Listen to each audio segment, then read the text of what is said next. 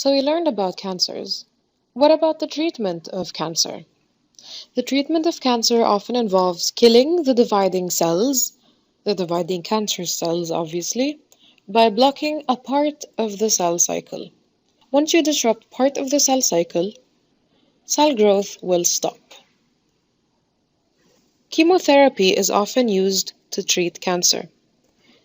Chemotherapy is when anti-cancer drugs are delivered to patients. These drugs used in chemotherapy usually target the cell cycle by either preventing the DNA from replicating, so they work at the level of interphase, or by inhibiting metaphase by interfering with the formation of spindles. If spindles can't form, then metaphase cannot take place, and so the cell cycle stops. If DNA cannot replicate, then interphase cannot take place, so the cell cycle cannot even start.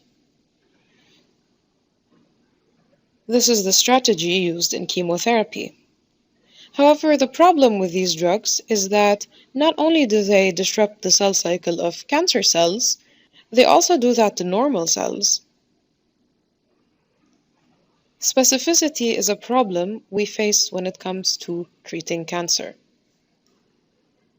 However, these drugs are more effective against cancer cells because they're generally more effective against rapidly dividing cells, and since cancer cells divide more rapidly than normal cells, then cancer cells will be more affected by chemotherapy than normal cells.